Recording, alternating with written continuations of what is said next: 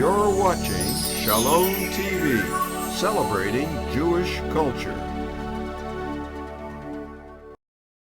Funding for Shalom TV has been provided by the following.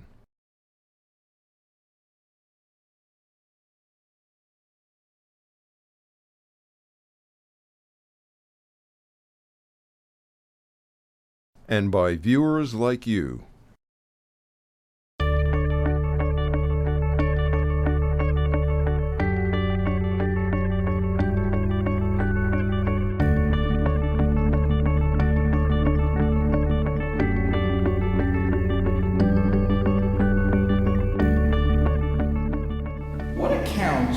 For the well-known commitment of Jews to education.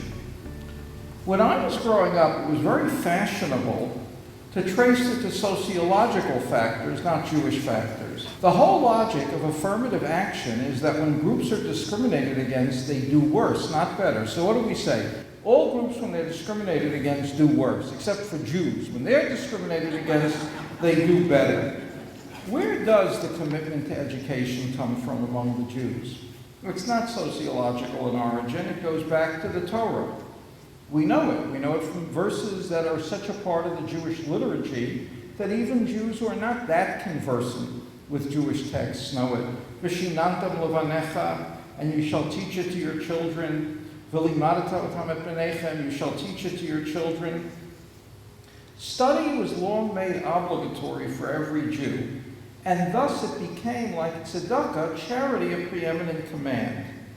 Why this emphasis on study? The purpose of all of this emphasis was not to achieve professional and financial success, though in today's world such a commitment has brought Jews such rewards. Its purpose was religious and moral, to understand what it is that God wants of human beings. There's a story told about Hillel in the Talmud that might well be the single most famous story in the Talmud. I'm going to say it first in a very general way, just to establish how many of you are familiar with it. It's a story in which Hillel offers an explanation of Judaism, and a very brief explanation. The person who solicited and provoked and evoked this response from Hillel was not Jewish. And what he actually said to Hillel was, people commonly say it the way you said it, teach me all of Judaism while I'm standing on one foot. In that case, Hillel's answering with this ethical principle, what's hateful unto you, don't do unto your neighbor. This is the whole Torah, the rest is commentary, zeal gemar, now go and study, would make sense. I think most of us, when we would present the essence of our religion to people who are not Jewish, we usually emphasize those most universal elements in the religion. What's fascinating is that the non-Jew asked Hillel, though more in the nature of a legal question. He actually said to Hillel very close to what you said, Gayareni almanat, convert me to Judaism on the condition you can teach me its essence while I'm standing on one foot. And oddly enough, it's in response to that question that Hillel offers this ethical principle. And Rabbi Akiva teaches, V'ahavta l'reacha kamocha, ze klal gadol b'Torah. Love your neighbor as yourself. This is a major or the major principle of the Torah. So there could have well been a tradition in Judaism of summarizing Judaism in a verse from the Bible, which makes it more interesting that Hillel does not summarize it in a verse from the Bible, but seems to offer his own formulation. And his formulation is a little unusual. He doesn't say love your neighbor as yourself. He formulates it in a negative manner. What's hateful unto you, don't do unto your neighbor. Love your neighbor as yourself is easily the most famous verse in the Bible. Yet it's very hard to know exactly what it means. For example, does it mean that if your neighbor is very poor and in great need, you should split your assets with him?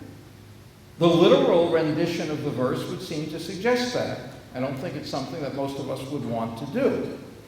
Maybe we would think differently if we were the neighbor, but I don't think we'd want to do it. What does it mean? Does it mean that if somebody suffers a grievous loss, a death, you should mourn with the same intensity you'd mourn the death of an immediate member of your family? Again, it's not a realistic thing to demand of people. We'd all be in perpetual mourning.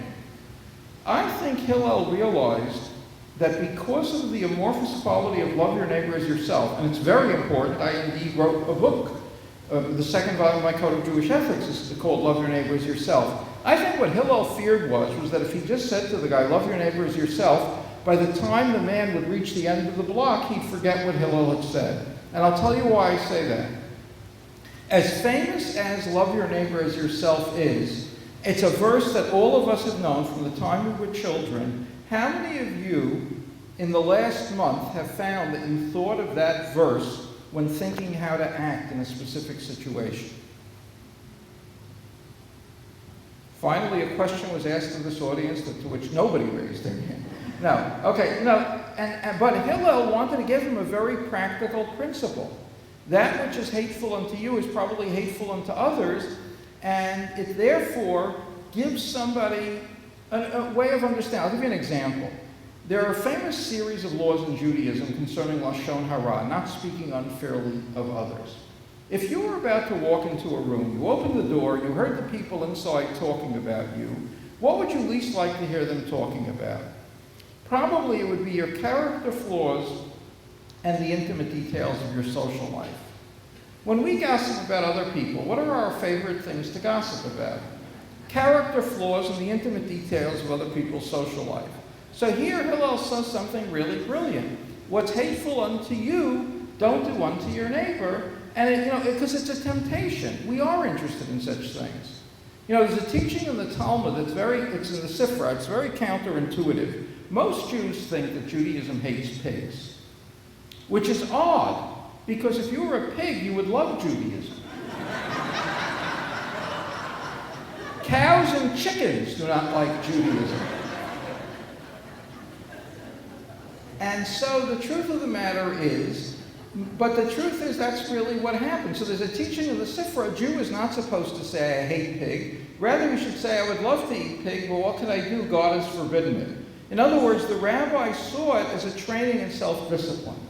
But for most Jews who were raised in a strictly kosher home, the truth of the matter is there really isn't a temptation, usually, to eat pig. In fact, there are probably no shortage of people, if you found out you had accidentally eaten it, would become nauseous. And so it doesn't have the same power to restrain to train us in self-discipline. The law still applies. It's a law coming from the Torah, but it applies. I think the laws of Lashon Hara can do it, and I'll tell you why I say that. During which month is the most Lashon Hara spoken? Is the least Lashon Hara spoken? It actually can be scientifically shown that there is one month in which the least Lashon Hara is spoken. Does anybody know what month it is? February. In leap years, more Lashon Hara is spoken. No, the reason is, of course, it's the shortest month. People speak. At which meal are people most apt to speak Lashon Hara? This is really terrible. It's often at the Friday night Shabbat meal. Why? People don't think during the week, oh, I'm going to really gossip about this at the Friday night table. It's the longest meal. And what would be great is if somebody said at the table, you know what, I really am interested in talking about other people's character flaws. I really do enjoy dissecting other people's social lives. But what can I do? God has forbidden it. So I think Hillel was being eminently practical. What's often left out when people tell that story are Hillel's last two words, zeal gemar, now go and study. Because what does Judaism become without study? What are Jewish ethics without study? They have no distinctive quality. The same Hillel taught, lo am haaretz chasid. An ignoramus cannot be a fully righteous person. Why is that? Because in many cases, that which is ethical is not in and of itself always obvious. We all can, let's say, accept love your neighbor as yourself as a noble principle, but in a given context, what does it mean? Gandhi, the great saint of India, thought that love your neighbor as yourself was a very important verse.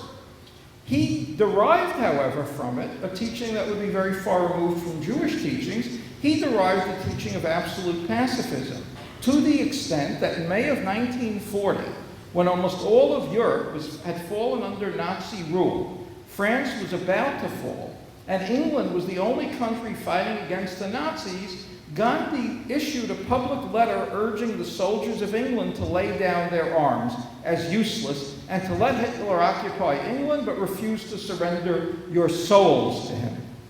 Of course, had Gandhi been the head of the British Empire instead of Churchill, the Nazis would have gone on to conquer the world. The Jewish view on that subject is, indeed, haba lahargecha hashkem lahargo. If somebody is coming to kill you, kill them first. There are very rare instances in which such behavior is demanded, but when life is at stake, such behavior is demanded, and that becomes very critical. Now, here there is a Jewish distinctive teaching. Jesus, as depicted in the Sermon on the Mount, teaches, offer the wicked man no resistance. On the contrary, if anyone hits you on the right cheek, offer him the left cheek. The National Council of Churches, I remember years ago, took out a big ad, resist not evil. But Judaism is very much about the importance, indeed, of resisting evil. And you find it comes up in a whole variety of ways. Years ago, when I was working on my code on ethics, I was making note cards, going through all the Jewish texts from the beginning on a subject. And I assembled a lot of texts on forgiveness. And I thought that there were three approaches on forgiveness. Most of the time, the overwhelming majority of the time, forgiveness is mandated. If somebody requests forgiveness for a hurt they've inflicted on you, and the hurt was not an irrevocable one, you are obligated to forgive. What if you're too upset, you're too angry to forgive? Then you have to struggle with yourself till you can forgive. The other person is obligated to ask you up to 3 times to forgive them. And it can't be 3 times in succession. Do you forgive me? No. Do you forgive me? No. Do you forgive me? No. It has to be on 3 separate occasions. And then Maimonides rules, if you refuse to forgive, you're an achzari. You're acting as a cruel person. There are times when forgiveness is optional. When, for example, if the other party doesn't request forgiveness. So it's optional. If somebody has inflicted an irrevocable damage on you. The example given in the Talmud is if somebody destroyed your name. Because even if they then repent of what they've done, and even if they go and announce that they acted wrongly, they're not going to reach everybody who heard about it and in whose eyes your name was diminished.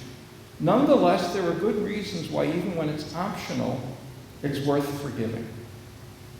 I heard of 2 of these reasons from 2 men who are friends who have the highest regard. One of them was Abraham Twersky. Abraham Twersky is really a unique, special figure in the Jewish community. He's a psychiatrist. He's also a Hasidic Rebbe from a Rebbish background. In his psychiatry, Twersky has worked in particular with recovering alcoholics. What's the great problem that confronts recovering alcoholics? They can't take any liquor. Because if they start to drink liquor, they can't control their drinking, and it sets off a pattern that's very, very self-destructive. So the issue for recovering alcoholics is, how do they resist taking that first drink? And in order to do that, they have to think through what is most likely to cause them to do so. Twersky was speaking with a recovering alcoholic who said, I came to understand that I was most likely to drink when I was very anxious, when I was in a conflict with somebody, when I had a grudge against somebody, and in order to calm myself down, I would take a drink and then lose control. And he said to Twersky, I learned that carrying a grudge is like allowing the person in the world whom you most dislike to live in your mind rent-free. It's such a brilliant insight, and it applies to every one of us here, whether we have an issue with drinking or not. Carrying around a grudge is like allowing the person in the world whom you most dislike to live in your mind rent-free. And I heard a wonderful insight from Rabbi Harold Kushner. Kushner told me there was a woman in his congregation whose husband had divorced her, and it was an ugly divorce, and the man had acted in a very non-menschlich way. And Kushner said he was not surprised that the woman had great rage at her ex-husband. What did, however, alarm him a little or disconcert him was that 10 years later, the woman's anger seemed totally unabated. And he said to her, for 10 years, you've been carrying around a hot coal in your hand, ready to throw it at your ex-husband. All that you've ever done is burn a hole in your hand. So even when forgiveness is optional according to Jewish law, there are very powerful reasons to forgive because of the effect it can have on us as well. carrying around that level of anger. I think I know, and I suspect many of you know, that when you're angry at others, it often diminishes your ability to function creatively in other ways. And it's good to find a way to rid oneself of this anger. There are times, however, and this is an innovative Jewish teaching, when forgiveness is forbidden. You're forbidden to forgive something that was done to somebody else. I'll give you an example, the Reverend John Miller. So you'll say, why am I picking on the Reverend John Miller? Nobody here has ever heard of him. He's a Methodist minister who had an unusual experience in 1997. He was informed that that Sunday, President Clinton was going to, was going to come to his shul.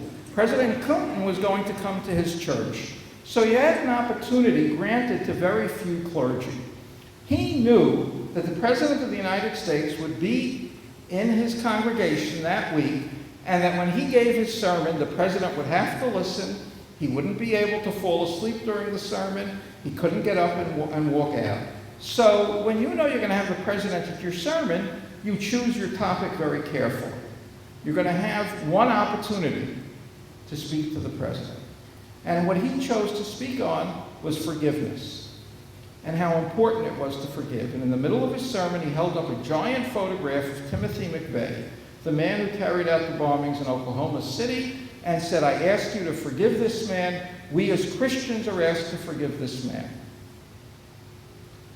Why? Why forgive a man whose greatest regret was that the bomb didn't kill more people? The man who, when he was asked if he regretted that 24 children were killed, said they were collateral damage. I'll give you another example.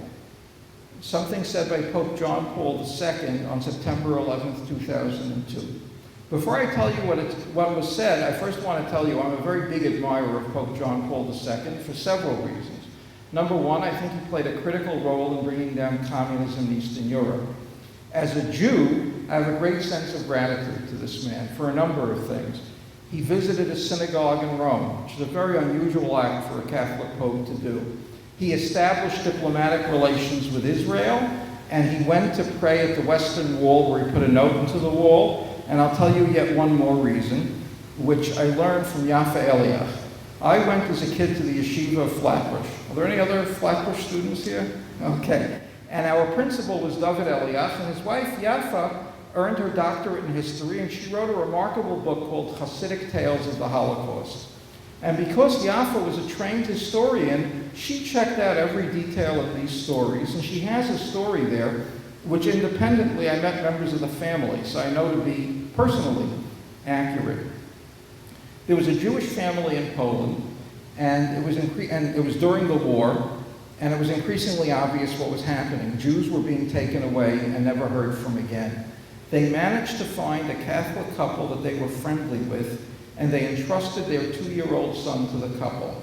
They said to the couple, after the war, when we come back, you'll return our child to us. If we don't come back, and they gave the couple the names of 2 families that they had in North America, a family in Montreal and a family in Washington, D.C., and they said, if we don't return, please arrange that these families will adopt the child. The Catholic couple agreed to take this child, and their lives had turned upside down.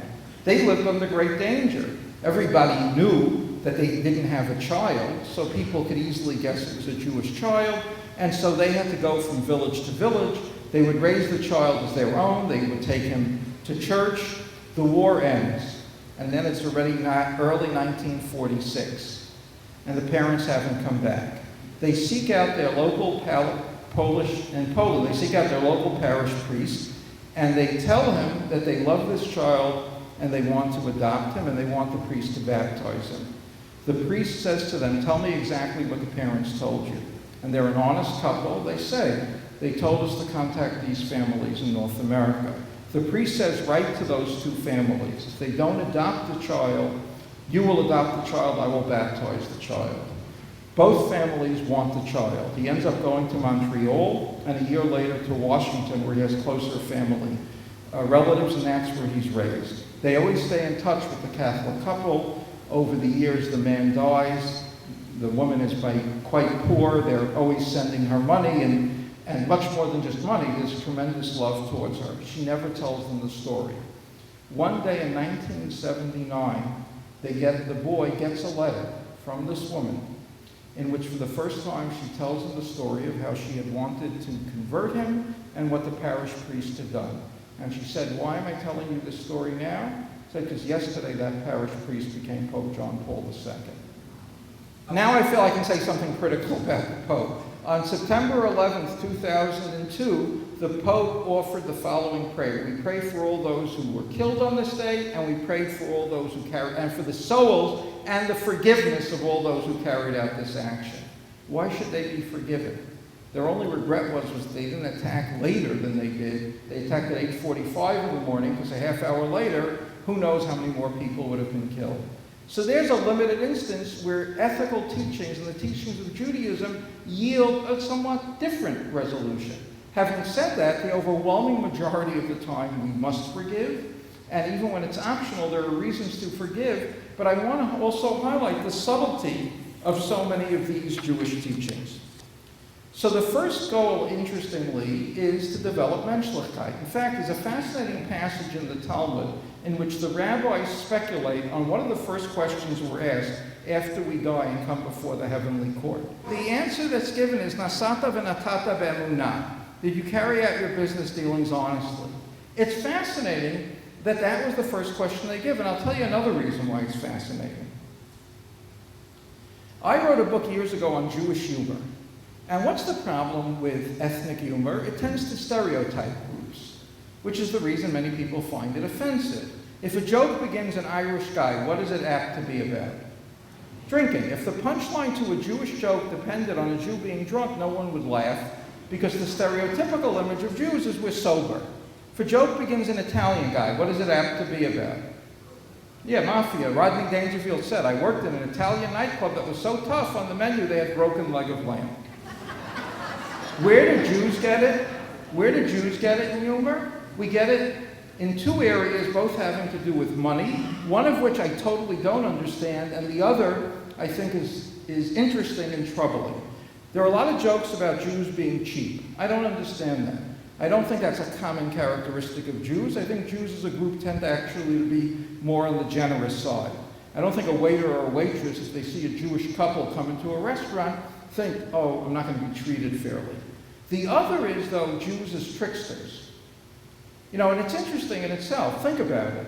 There is no higher praise you can offer somebody in Hebrew than to say so-and-so is a chacham. A chacham means a wise person, and among Sephardic Jews, it actually also refers to a rabbi. In Yiddish, the word chacham has the connotation of trickster. And, you know, or take an example. I sometimes speak on Jewish humor. I often speak on it before Jewish groups, on rare occasions before non-Jewish groups, but oddly enough, I actually was invited to speak on Jewish humor 3 weeks ago before the FDIC in Washington. It was during a week of diversity, and I was brought in to do that. There are jokes I will not tell in front of a non-Jewish audience, such as two Jewish businessmen run into each other on the street. One says, I heard your business burned down last night, and the other one says, shh, tomorrow night. Now, obviously that joke was not made up by anti-Semites. It was made up by Jews, and Jews laugh at it. But now I want to make a serious point about this issue. In many areas, Jews have a very positive self-image. If we hear of Jewish parents who don't care whether their child has any education beyond high school, we're shocked. There are such Jewish parents, but our image of the Jews is that we're committed to education, more committed than other groups. If we hear of a Jewish man who divorces his wife and subsequent to the divorce has no contact with his children, we're shocked. There are such Jewish men, but our image of Jews is that we're very committed to family. If we hear of a Jew convicted of a white-collar crime, we're not shocked, we're embarrassed. In our own self-image, I'm not saying we're less honest, but in our own self-image, we're not more honest. In our own self-image, we are more committed to education, we are more committed to family. So it's fascinating that the rabbis 2,000 years ago said, the first question is, were you honest in your business dealings? The second question is, Tavata itim la Torah, you set aside time to study Torah. Because they understood that without Torah, there was no way to transmit those very teachings of Judaism. We live in an age, however, where many Jews are coming back to Judaism. And this is going to bless the Jewish people, not only in the sense that we're going to have many Jews who were distant, who are now coming back and coming closer, but it's going to bless us with their insights as well. And I'll give you an example, which is based on a passage in the Talmud. Traditional Jewish education is rooted in the belief that the Torah is the Word of God. So therefore, if a superfluous word appears in the Torah, you wonder, why is it there? It's not just because there was sloppy editing. If God's the editor, presumably the editing will be good. And in learning about the character of Noah, we are told, Ish tamim tzadik haya b'dorotav. He was a righteous man in his generation.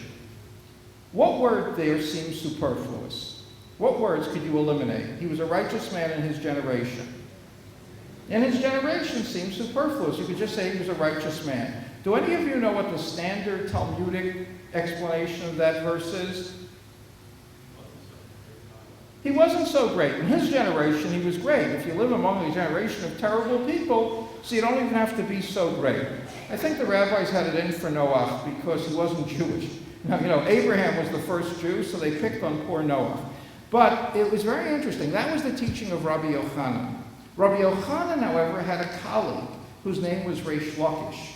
And Reish Lakish was an early Baal Tshuva. He was an early returnee to Judaism. There are different traditions about him in the Talmud. One says that he grew up among a band of thieves. Another one says that he grew up among gladiators. And another one, my favorite, is that he grew up working in a kirkas, in a circus. Reish Lakish comes over to Judaism, and when he reads that verse about Noah, now he explains it. He says, if he was a righteous man, even when he grew up in an evil society, can you imagine how much greater he would have been had he had positive influences? If we read of a young man or woman who grew up in a very deprived environment and attained many educational attainments, isn't your natural feeling to have even greater respect for them? To think, can you imagine what they could have achieved if they would have had the opportunities granted to others?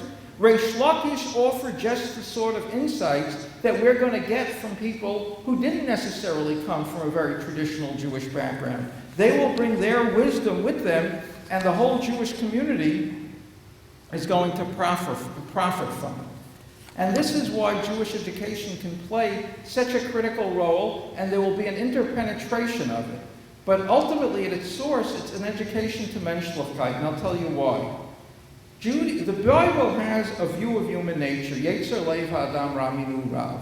The tendency of people's natures is towards evil from their youth, which doesn't mean that people are born bad. It means people are born morally neutral with strong temptations to evil. If people were born naturally good, you would hear a mother yelling at her 3-year-old son, Johnny, stop being so selfless and giving all your toys away to the other children. I was a camp counselor when I had 9-year-old boys in my bunk. Actually, I'm looking at Saul Cohen, who was my counselor when I was 11. And it's funny. And then I came back to be a counselor at Mossad. And you learn, when you had 9-year-old kids in the bunk, there would be one or two kids who were really moral heroes, 1 or 2 who were bullies, and many of the kids who were willing to be led. But parents know if they have a child with a problem, who are they afraid of? Parents of children who might be mentally challenged or who have a physical challenge. They're afraid that other kids might make fun of them, much more than they're afraid that adults will be apt to do it. So if you have a skeptical view of human nature, you're going to put great emphasis on values.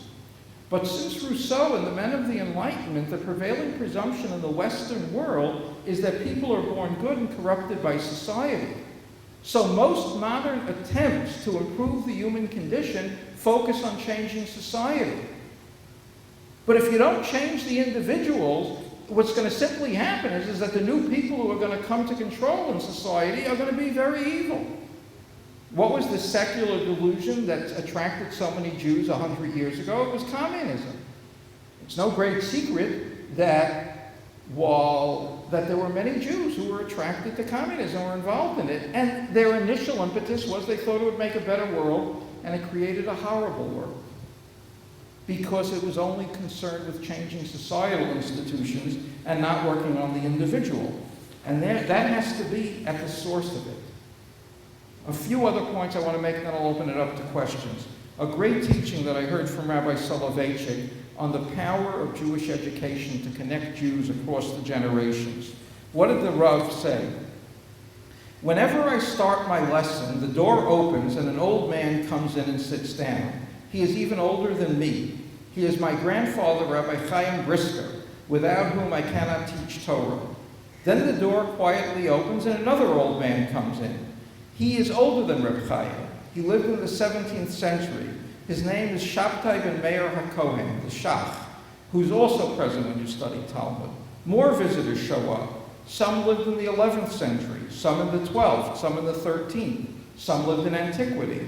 Rashi, Rabbeinu Tam, Rava, Rashba. More of them come in. What do? I introduce them to my pupils and the dialogue commences. Rambam, Maimonides, says something. Rava disagrees. A boy jumps up. He has an idea. The Rashba smiles gently. I try and analyze what the young man meant. Another boy intervenes, and we call upon Rabbeinu Tam to express his opinion. Suddenly, a symposium of generations comes into existence. When people share in the Jewish tradition, you suddenly are thinking not only with your own head, you're thinking with your head, but you're thinking with 100 other heads. You're not just restricted to your own life experience. You're not just restricted to a bunch of insights that you might or might not have come up with. You become deep and you become part of a much broader community. And that's very, very important. I want to just add on these final teachings. I had occasion this past week to be the MC for a literary award in New York called the Sammy Rohr Literary Prize. It was established by the family of 3 children of Sammy Rohr. The Rohr family are very noted philanthropists in the Jewish community. They are particularly noted for the work they've done with Chabad, but it cuts across the Jewish community. Sammy Rohr is a man now in his mid-80s, and before the event I was speaking to him, and he told me of the one meeting he had had with the Rebbe, with the Lubavitcher Rebbe, but of something that the Rebbe had said to him which applies to every one of us here. And he said, every Jew is obligated to teach whatever he knows to those who might not have this knowledge. And the Rebbe, who loved to phrase things in a very direct way, said, if all you know is Aleph Bet, then teach Bet to somebody who only knows Aleph. Which would translate as if all you know is A and B, then teach B to somebody who only knows A. That gives each of us a sense of dignity. It gives each of us something to do. Because what he was very concerned with conveying was people should see themselves as having things that they can offer, not just be the pupils, but having wisdom that they can take out with them. Hillel also taught something else. He said the overly strict person cannot teach. Lo hakapdan lamed. And when I say that I think Hillel should be the preeminent sage for the 21st century as he was for the first century before the Common Era, those words are widely known. And you want to know something tragic? They exerted so little influence throughout history, and yet they are words of genius. Think about it. Throughout history, it was common for children to be beaten in the Jewish community and in the non-Jewish world. You know what the implications were for study? Do you know how many children suffered because they were ADD or they were dyslexic? And here was a man who had the compassion 2,000 years ago to say, guess what? People don't learn in an atmosphere where they live in fear. What was clear, obviously, in your reactions to Ilana is that you had a great feeling of love and warmth that obviously emanates out of you. And yet it was thought correct throughout most of recorded human history to treat children in a very strict, often brutal way, which certainly doesn't lead people to love the material, and which terrifies people. But we know throughout history the cruelty that was done, and here is what Hillel reminds us all of how significant and how vital this whole teaching is. Education is so primary in the transmission of Jewish identity because even if we get Jews to feel Jewish but they're not educated, they have nothing to pass on. We have no message to bring the world. What was it that Heschel once said? The Jewish people are a messenger who've forgotten their message. So we really need to have that message. There's an institute in New York called YIVO, which is set up really to preserve teachings about and historical documents about the way of Jewish life in Eastern Europe. And one of the volumes there recovered in the aftermath of the Holocaust is a volume of the Mishnah, the first work of the oral law. And it's stamped on the front, "This belongs to the woodchoppers of Berdichev," to the woodchoppers of Berdichev's Mishnah study group. That the men who chopped wood in Berdichev, a job that had no status and required no education, meant to study Talmud every evening, ultimately explains why their great-grandsons and their great-granddaughters in the United States are overrepresented in educational ventures. We know it. We see it. It's funny that we're 2% of the population. Jews win something like 27% of the Nobel Prizes. Statistically, one Jew should win one Nobel Prize in 30 years. In any given year, if a Jew doesn't win a Nobel Prize, we all assume it's anti-Semitism. I'm just curious, how many of you, when they announced the Nobel Prizes, checked to see if there were Jewish names? Okay, we all know that. But though we're proud of Jewish education and Jewish educational attainments, we have, in the words of the poet Robert Frost, promises to keep and miles to go before we sleep. Until the day comes when it is common to see that the Jews who are great are also great Jews, and that the Jewish commitment to education is also a commitment to Jewish education, and that Jewish education is committed also to producing mentions, we haven't done enough. And so we have miles to go before we sleep, but today is one of those times when instead of just focusing on those miles, we can also focus on the educational attainments and what one remarkable teacher can do. Thank you very much.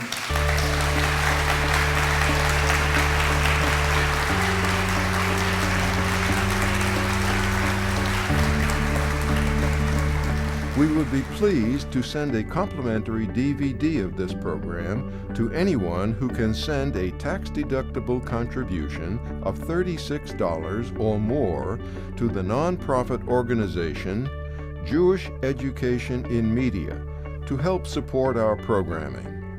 Tax-deductible checks may be made out to GEM and mailed to GEM, Post Office Box 180, Riverdale Station, Bronx, New York, 10471. Please indicate the program for which you would like a DVD, and we thank you for your kind support.